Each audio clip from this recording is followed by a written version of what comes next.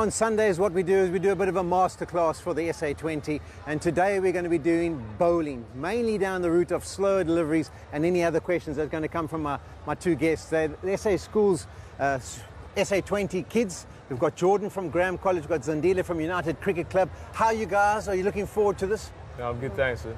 Good. Did you guys play a game yesterday? No. Didn't play? Yes, we did. Did you manage to do a win? Yeah. Okay, good job. Give me some fists.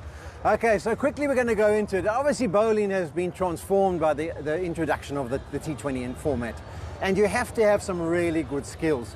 So now you guys, do you have good slow balls? Because slow balls has become so much a part of it. You actually can't just have one. You've almost got to have two or maybe three slow balls in order to be able to do a decent job at this level. Have you guys got slow balls? Yes, sir. I got the back of the hand one. Back of the hand slow ball? No. Not yet. Okay, Zandile, we're going to teach you. So let's just go through a few examples. I'm going to work to the camera nice and high up there. There's obviously the split seam delivery where the ball comes out of your hand in that fashion, okay? There's the back of the hand, like I'm thinking you're talking about, where the ball comes out the hand in that fashion. Then you've got your orthodox off-cutters where people just roll it across or maybe go out that way, or they roll it down that side of it, like it's called the leg cutter, or sometimes they can really come out the back of a hand a little bit stronger than that. But it's all about what you're comfortable. I tell you what you do is Chris Wokes is someone you need to watch out for today. He bowls another slow ball where he doesn't actually bowl a normal delivery. He just slides the arms behind down the side of them, and the ball comes out nice and slow. Often it's with the new ball, so it swings. Let's just have a few examples. This is 3 examples, guys, of what we've seen in the tournament so far. There's Marco Jansen, that's the orthodox left arm off cutter. Then you've got Chris Wokes, he's bowling the orthodox off cutter for a right-hander. You can just see how where the ball comes out the fingers and out the different place of the hand. And then Naveen Al-Haq, he's a wonderful exponent of different variations. And it's an off cutter, but because of his action, he almost holds it like an off spinner. Yeah. And I suppose the key is to know how to release it. So what I'm going to do is I'm going to get two balls here, right? So if you walk about your wrist, there's the speed that comes out of your hand, right? So that's having the fingers behind it and the wrist in that position. So what we want to do is try and create that there's no fingers behind it. That's why you go to an off cutter and it comes out that sort of way, right? And the back of the hand one, obviously there's still the fingers go forward, but because there's no force behind it, it doesn't come out with any power. Okay, yeah. Does this make sense to you? So show me how you hold yours and how you would deliver it. Obviously we don't want to let go of it as yet. So off cutter is just a normal seam-up position, yeah, and then just take it to the back. Okay, so you've got that ability to bowl. Yeah. So Dale Steyn started to do that at the back end. Yeah. Zandile, which one do you like? Which one do you want me to teach you about? The slow ball. The slow ball. Okay, I think we'll just go with the orthodox off cutter to start, okay? So show me how you grip it. That's how you grip a normal delivery, right? And when you come over, instead of getting the seam into that position, we just turn the wrist and then we try and flick it this way. This way.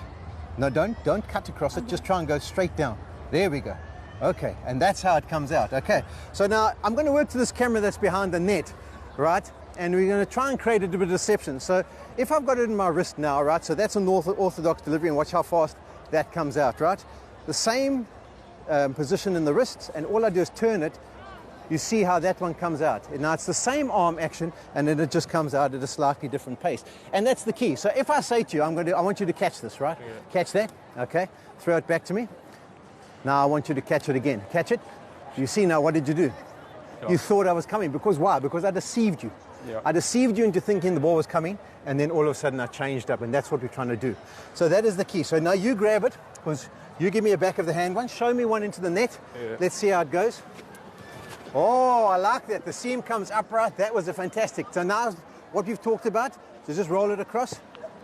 There we go. That's a great start. For a person who hasn't bowled it as yet, that's really good to know.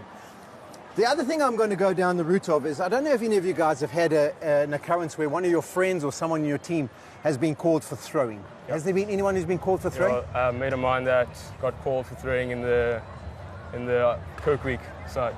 Okay, yeah. So and that's one of the worst experiences you can possibly have as a young kid, is that you really can have your flame that you've generated and the years of preparation you put in, and it really can be disturbing if you get called for throwing. And how do you come out of it? So I've come up with a solution of how to do it, and I'm going to ask you to demonstrate for me. The key to know is that with regards to the wrist, obviously the arm gets bent and then you throw it out like that, and that's why you get worn. What I've learned is you get a volleyball. The reason why it has to be a volleyball because it's nice and light, right? It's not as heavy as a soccer ball. And then what you do is you teach the kid to bowl with a volleyball. So in order to come in that position, there's no way he can throw it. It's impossible to throw it with a volleyball. So I'm just going to ask you to be my guinea pig here and show me how it works. So grab it into that position, do the seam, like almost like you still go with the seam. Yeah. Now straighten your arm, and then I want you to bowl it into the net.